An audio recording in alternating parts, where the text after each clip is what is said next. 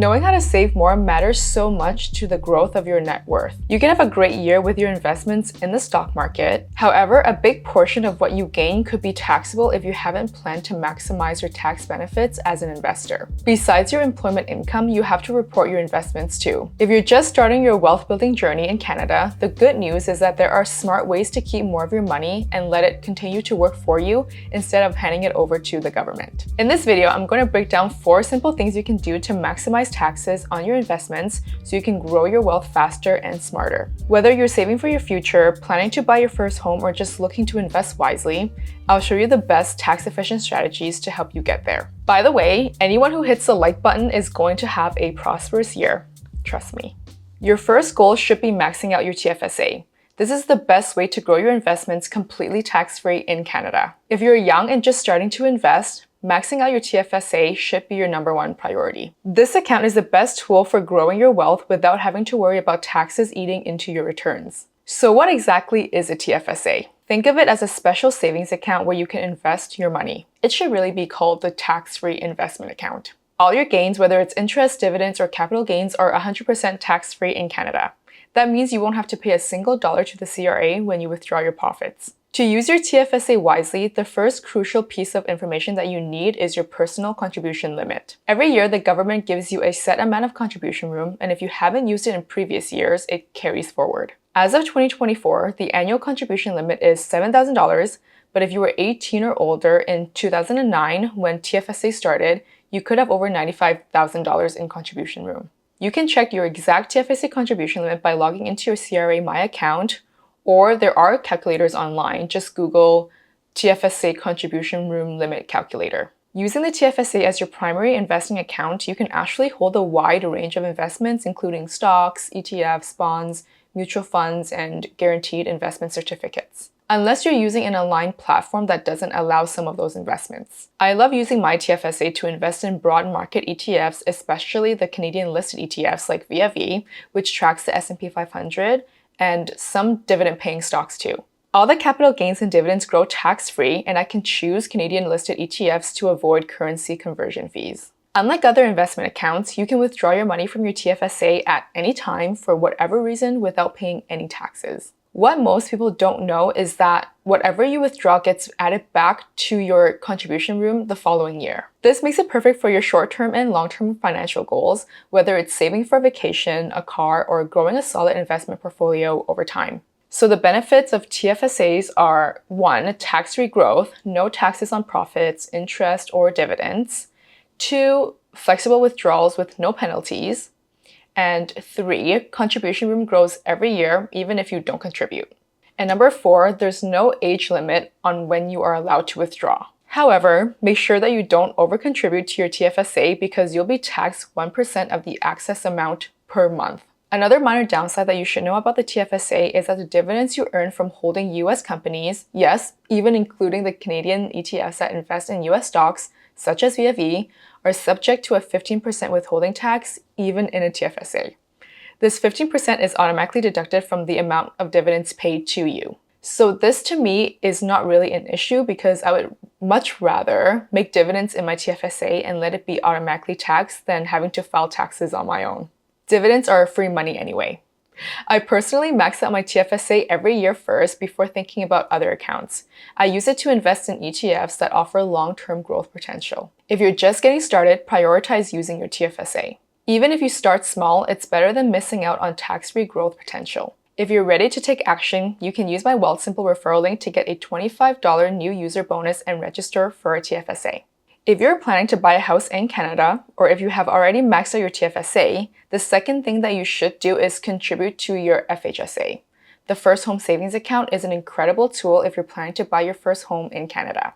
It's specifically designed to help first-time home buyers save up with both tax-free growth and tax-deductible contributions.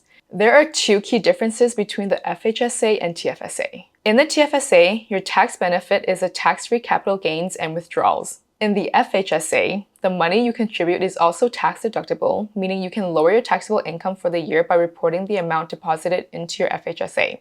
And similar to the TFSA, your investments grow tax-free, and when you withdraw the money to buy a home, you won't have to pay any taxes on it. The only caveat to a FHSA is that you can only withdraw money when you are buying a qualifying home. Otherwise, the withdrawals will be taxed. How does the FHSA work? The FHSA allows you to contribute up to $8,000 per year with a lifetime contribution limit of $40,000. If you don't max out your annual limit, the unused contribution room carries forward to future years, similar to the TFSA. However, only $8,000 gets carried forward, so if you let it accumulate and have $10,000 contribution room for the year, only $8,000 of that contribution room will be carried forward. If you're planning to buy your first home in the next few years, this account is what you need because it helps you grow your down payment faster through investing without worrying about taxes. And since it's tax deductible, you can potentially get a high tax return as well. Do your first home planning as soon as you can with the FHSA because the longer you are invested in the market, the more your money compounds. And make sure you are prioritizing your living expenses and other short-term costs before putting money into your FHSA because you don't want to make any withdrawals from this account except for your down payment. Here's a tip based on my personal experience.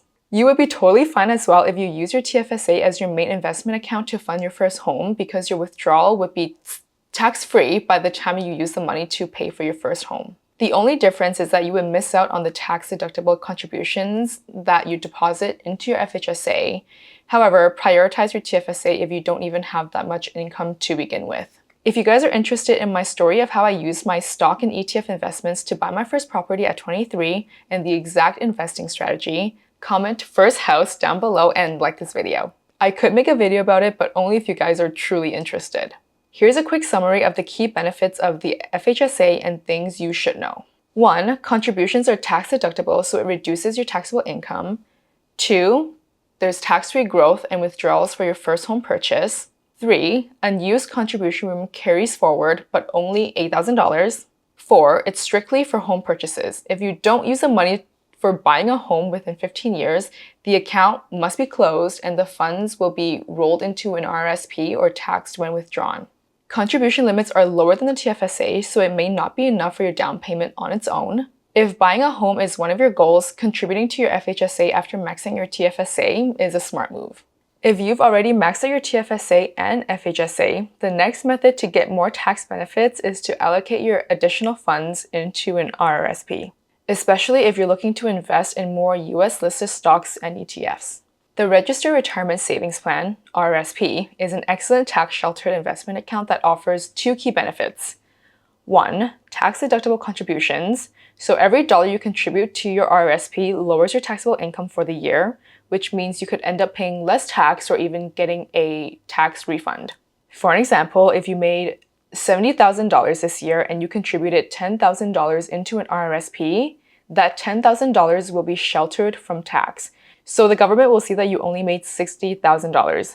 So you'd only need to pay taxes on $60,000 instead of $70,000. 2. Tax-deferred growth. Your investments grow tax-free inside the RRSP until you withdraw them in retirement, at which point you'll likely be at a lower tax bracket and pay less tax than you would today. If you're in your 20s or 30s, retirement may not be your current goal, but the RRSP is still particularly useful when you use it to invest in US stocks that you truly want to hold for a long time and make them your dividend aristocrats. This is how much money I made in dividends last year, and my goal is to keep reinvesting the dividends into the long-term bullish assets and my core dividend stocks. I don't need to use my dividends right now as I have other sources of income to cover my expenses. However, I'm literally building the income for my future self when I need to live off the dividend income. This is a long-term strategy that you can also take action on now if you care as much about retiring early as I do. So when should you prioritize the RRSP? If you're currently in a high income bracket, contributing to your RRSP can offer immediate tax savings. If you expect to earn less in retirement, you'll also benefit from the lower tax rate when you withdraw the funds later. Another great use of the RRSP is if you've already maxed out your TFSA and FHSA. Since RRSP contributions provide tax deductions, it's a great way to continue investing while reducing your taxable income. However, if you're in a lower income bracket now, or if you need to invest and grow your money for a short-term purchase other than your first home, you may want to focus on your TFSA first because only the TFSA offers tax-free withdrawals without penalties. The fourth thing that you should do now is to understand what a non-registered investing account is and reconsider if you actually need it if you're currently using one. A non-registered account doesn't offer any tax benefits, which means you need to be extra strategic with how you use it. A non-registered account is simply a regular investment account where you can buy stocks, ETF, bonds, and other investments. You will see this account type on most brokerages. The main advantage of a non-registered account is that there's no contribution limit, so you can put and invest as much money as you want. However, any money you earn, whether it's capital gains, dividends, or interest, is subject to taxation.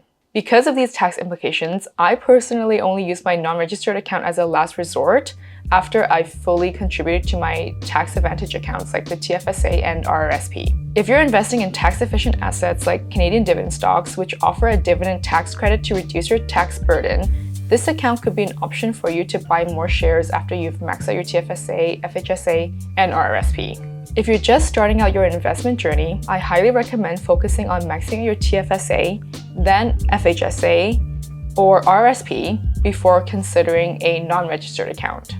The goal is to grow your money tax-free or tax-deferred for as long as possible. Let me know in the comments which account you're focusing on now, and don't forget to ask me any questions that you have. And remember, investing is all about consistency and planning. The sooner you start optimizing your tax benefits, the better your financial future will look. You can continue to learn about the top 3 ETFs that I am buying this year by clicking this video over here. See you in the next video.